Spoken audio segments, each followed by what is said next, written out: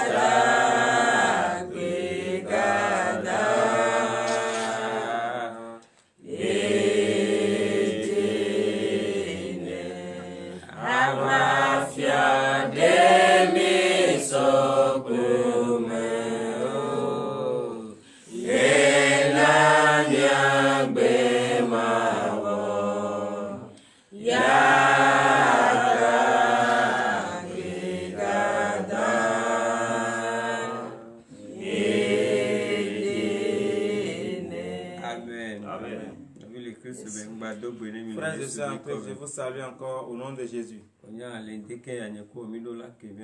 Ce matin, nous devons ouvrir notre bouche, toi et moi, et nous allons remercier le Seigneur qui nous a donné la vie. Il nous a encore permis et nous sommes rassemblés ici ce matin. Car il nous a protégés et il nous a encore accompagnés jusqu'ici. La nuit d'hier, si c'était pour l'ennemi, tu ne veux pas trouver la journée d'aujourd'hui. À travers la bonté de notre Seigneur, tu as vu ce jour. Nous devons le remercier. Remerciez l'Éternel au nom de Jésus.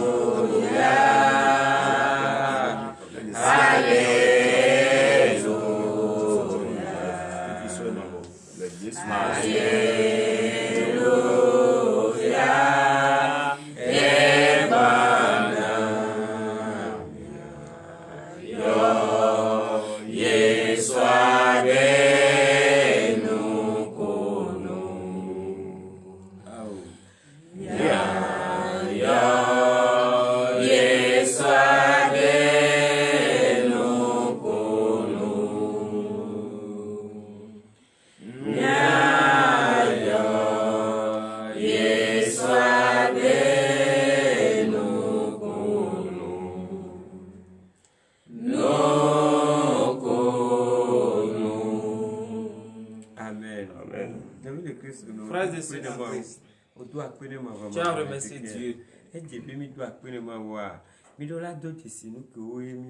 Si nous remercions l'Éternel, nous devons nous rappeler de tout ce que nous avons fait quand on parle le nom de l'Éternel du fond de ton cœur. Tu vas t'humilier, t'agenouiller. Tu vas reconnaître tout ce que tu as fait. Tu vas demander le pardon ce matin. Demande le pardon. Donc, voilà, Jésus Christ obéit quand même. Dieu se sent que pour le faut d'attendre. Jésus Christ obéit quand même.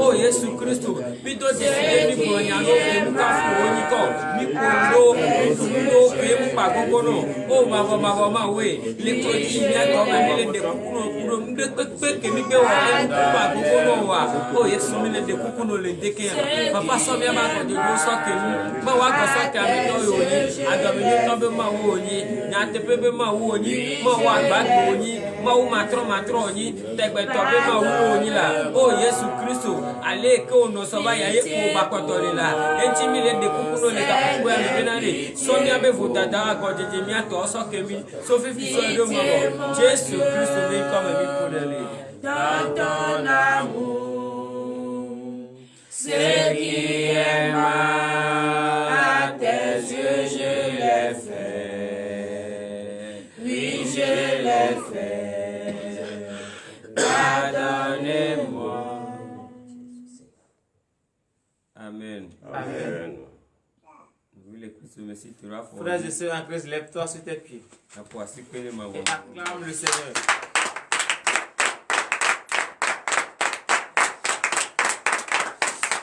Amen. Amen. Amen. L'Éternel t'a pardonné. Tu as demandé le précieux sang de Jésus. Que le sang te lave. Il te lave entièrement. Si on parle de péché, c'est de différentes sortes de manières. Mais Dieu t'a pardonné effectivement. La question est qu'il n'existe plus de saleté en toi. C'est le sang seul qui peut te laver. Demande le sang de Jésus-Christ ce matin. Que le sang te lave. Si le sang peut te laver ce matin, tu seras peu. Prie au nom de Jésus de Nazareth.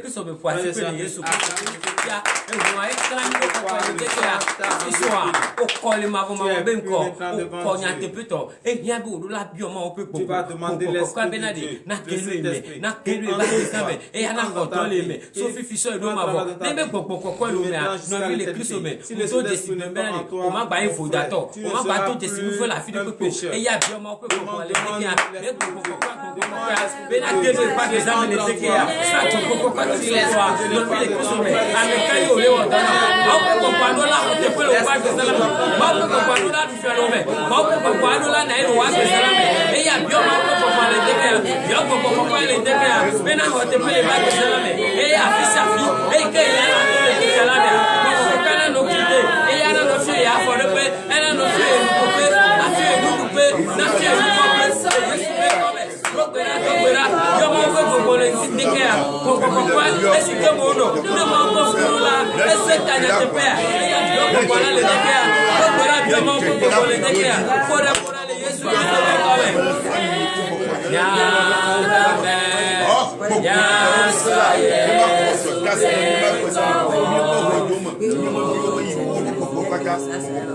amen amen. No vi le Kristo me yo mo pe popo mo e lu me vo fifi so e bio e hia ko la bio mo se mo pe un se si ke la mo me yo la bibi o la so le ke ke la me yo ma du pe wa e ya bio mo se wa ne de ke bele mo se la kedu me le de ke ya do ne mo se lo me afi le pe afi ko la to le pe me ke na e ta o la ni o ma nya si ke po e ya to ra le Yesu ko no de se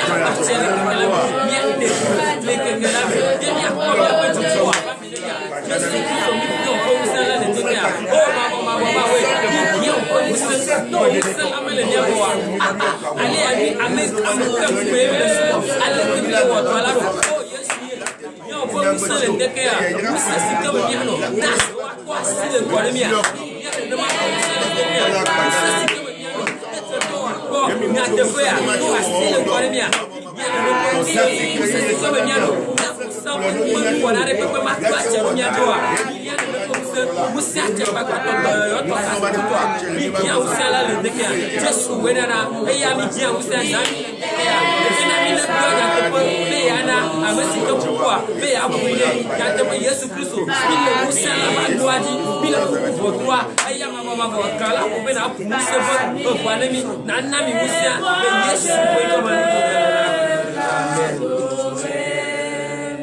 je veux l'adorer je veux l'adorer je veux l'adorer amen amen. Tu as la force maintenant, frère de sœur.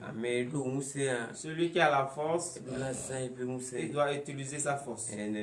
C'est ça. Il ne peut pas te donner et tu vas déposer ça. Tu dois utiliser la force ce matin. Tout frère, il souffre. L'Éternel va les enlever de leur souffrance. Avec la force qu'il t'a donnée ce matin, tu vas déclarer ce matin. Tout frère qui souffre, avec la force qu'il t'a pris, déclare sur leur vie. Parce que tu as demandé la force de la déclaration. Tu vas utiliser cette force. Tu vas déclarer cette vérité. Ma voix le deke pratique papa ekele na wa ba che de fevi se kila me ya ame o to to just go benani se viare le tole le papa godia ga pare mo bele ya de la maladie où il est en prison c'est ka mo fevi se o le supo il a différentes sortes de souffrances il y a de bele Yesu ko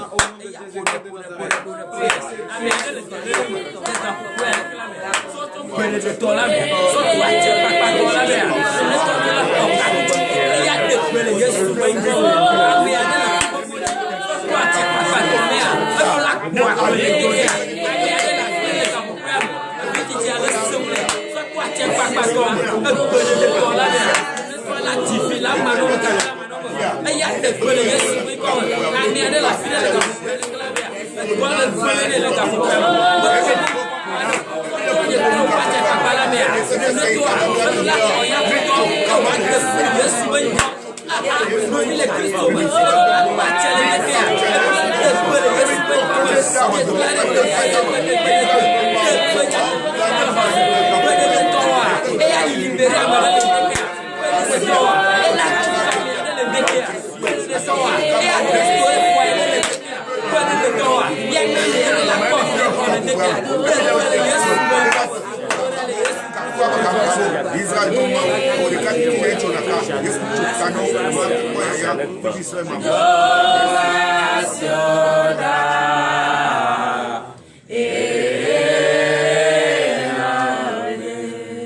Amen. Amen. Frères et sœurs en Christ, la prière de la foi que nous allons faire tout au long de la journée, c'est ce qui va permettre à ceux qui sont stériles d'avoir leur enfant. Alléluia. Amen. La stérilité n'est pas une bonne chose. Tu vas prier ce matin. Toute personne, partout où ils sont, il n'a jamais trouvé d'enfant. Il est dans les souffrances pendant des années. Oh, Jésus-Christ, Jésus-Christ, c'est toi qui donnes. Toi que l'enfant ne manque jamais. Nous prions sur la vie de cette personne ce matin. Dans leur enfant. Car les enfants ne manquent pas chez notre Dieu. Avec la foi, prie au nom de Jésus-Christ.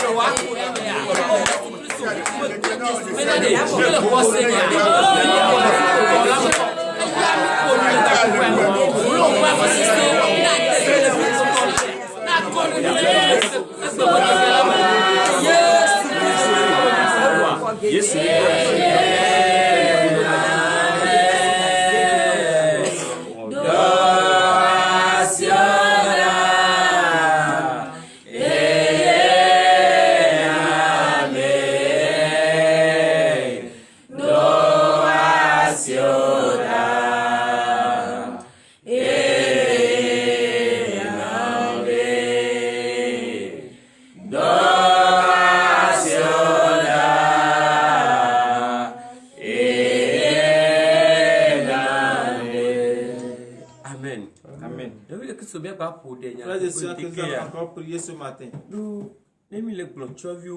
Si on parle des orphelins, si tu reconnais ce qu'on appelle orphelins, tu vas prier sur leur vie.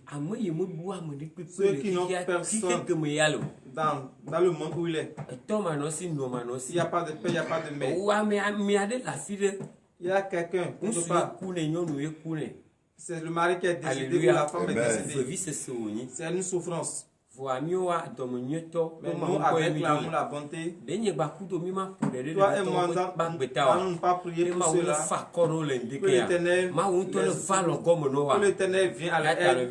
C'est pour cela, frères et sœurs, la prière que tu as fait avec la foi, la main de l'Éternel sera sur les orphelins.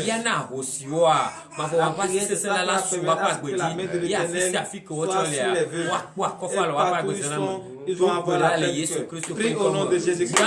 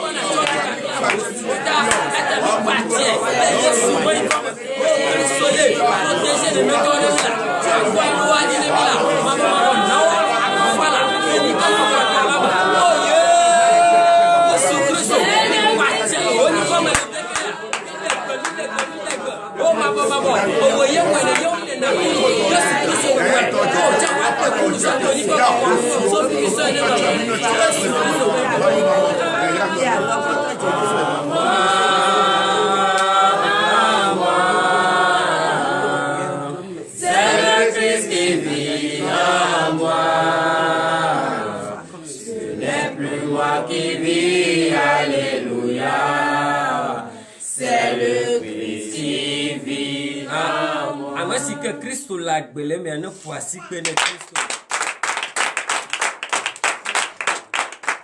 Amen. Amen. Oui, le Christ me. Frères et sœurs en Christ. Là c'est mon poignet. Ils allaient écouter la parole de Dieu. Alléluia. Amen. Do enya na nyegba kudu wa mi anya mo nkume kemi le subo. C'est la parole qui va permettre à ce que nous sachions la personne qu'on adore. C'est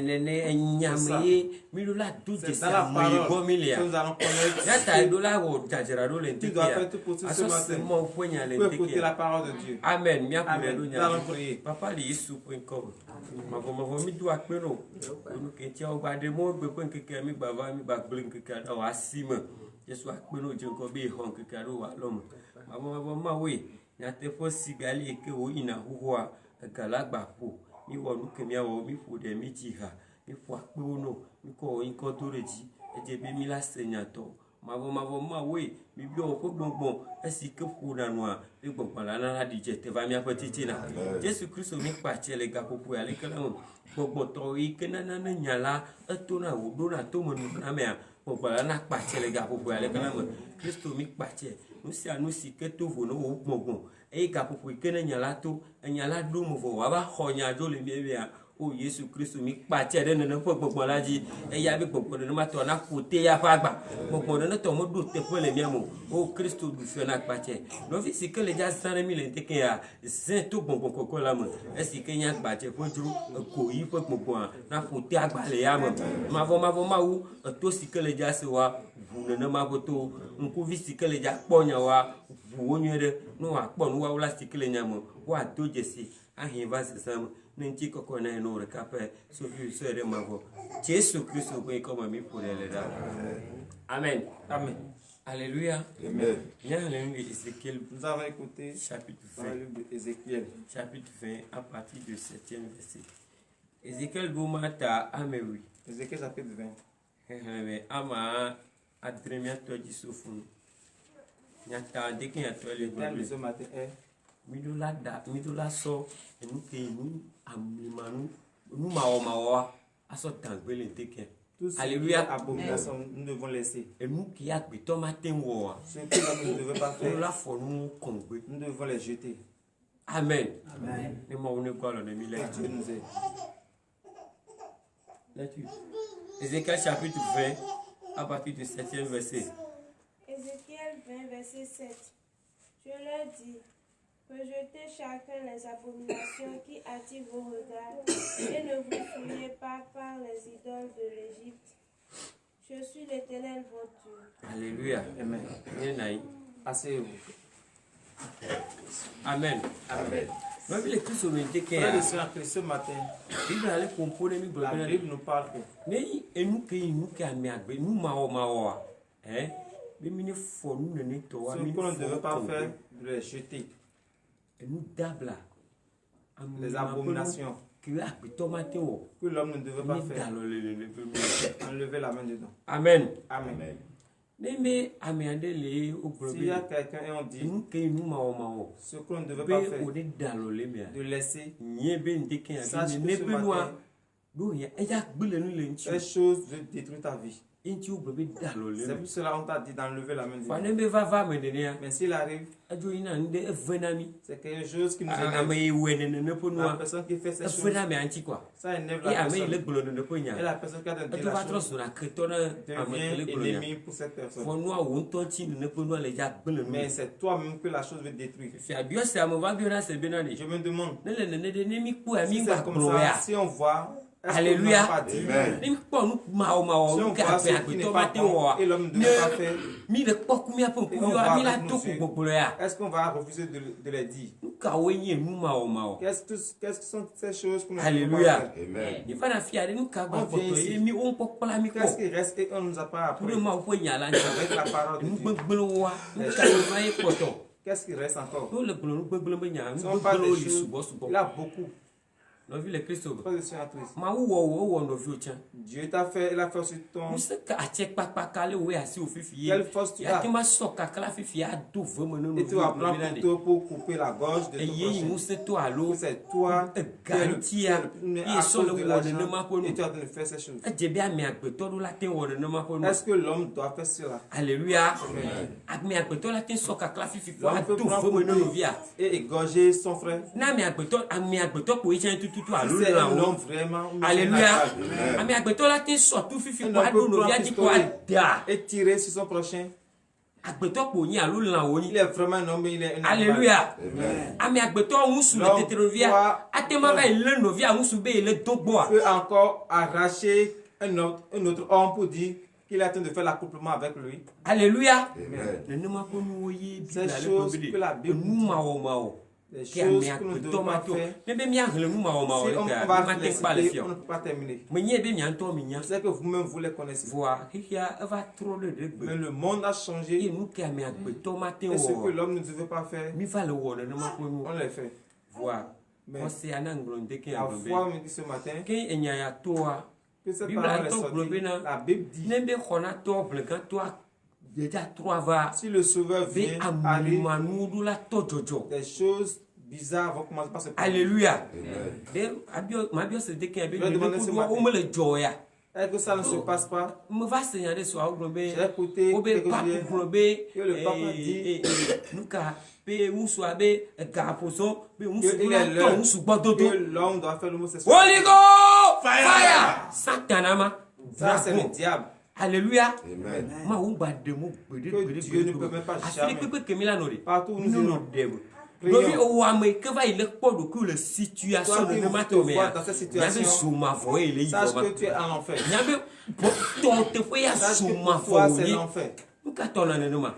Biblia le ƒonu ne mi le La Bible deke nous parle gbɔ ce be matin. ne nene ƒe nuwo ya. Que c'est ces choses. Mi ne dzo le nenema ƒe nuwo la me. De se libérer de ces choses. Mawu gba ɖe mo gbede Que ɖe Dieu mia ne nudɔ ye permet ƒe jamais nyikɔ. qu'on Ne appelle wo va son nom. kɔkɔe la me. Ah. Ne gakea va ƒo akɔa mia Et bɛ leur kpɔ mia ɖokui le personnel, situation on va nenema tɔ mea. nous dans cette Nɔvi situation. gbedoɖatɔwo ya Frères et te ma sœurs, sofo le nenema ƒe nua Il faut me. prier. Ne mawu ne go alɔ Que Dieu nɔ. t'aide. Amen. Continue. Verset 8.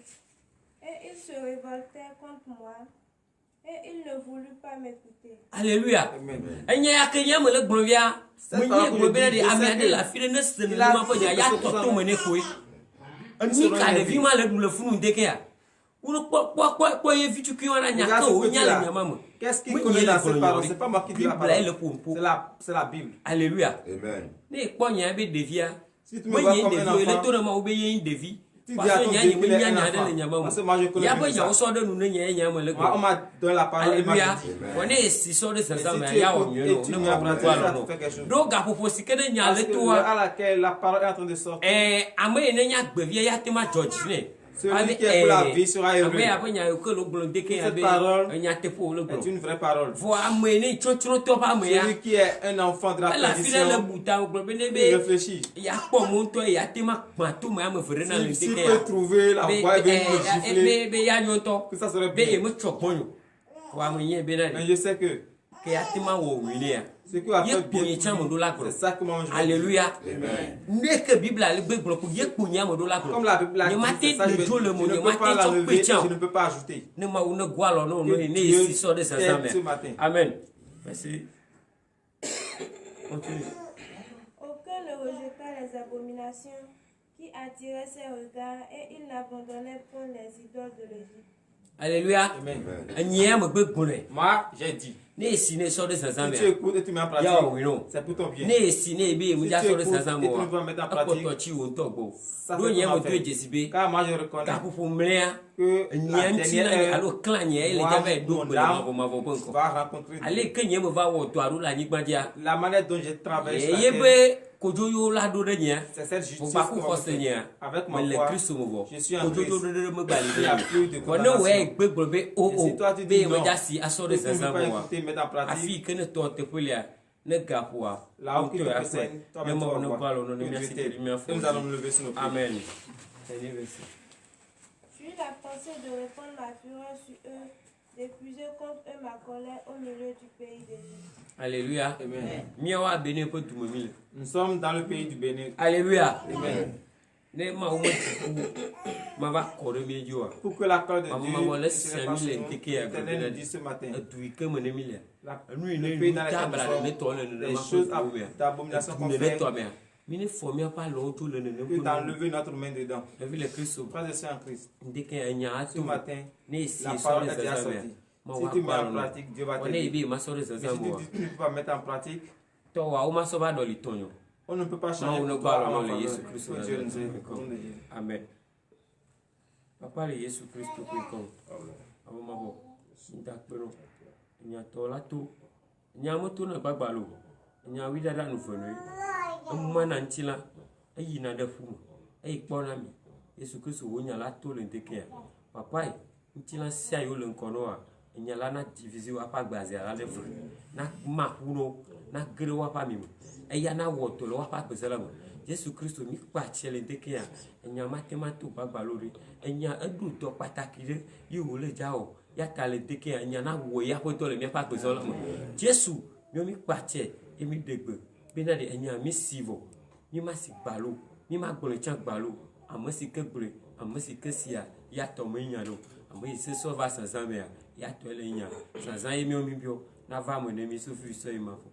Jésus peut y comme papa mi fode novisia noviu que le nofoya galapo waso apomo miniro de cavari bo poalam miniro da lan kokola bo poalam afisi afi wa to le kekela me Jésus peut poa na kono afisi afi wa to le kekela me poala na so protection no apado mi to discipline la sikele pour me gbele na ko gbere gbero wa levi kokko po poa mo mile miniro de vie de sia de po pa gbede poalam novisia noviu que le tukudo o la fili pa fili ka poam o sikele pomi o sikwa ba pomi le ka po de pe ka poa miniro de sia no Christ la po poalam poala na ko de sia no desse voilà na tinkona mo de sia de miniro te deve pa ko abli pa ta chan de Yesu Christ po poalam miniro kono to amesiam a convider pepe o sikwe va o sikwe va wa Yesu a fili pepe o le ka popo ale klame miniro de putolam voilà na dujiremi voilà na pache de mi so fi so de ma vo Yesu Christ Nazareth pe comme mi tesse na sitan po gbon ku pata ajijimo ku gapa mi tesse na na ma pono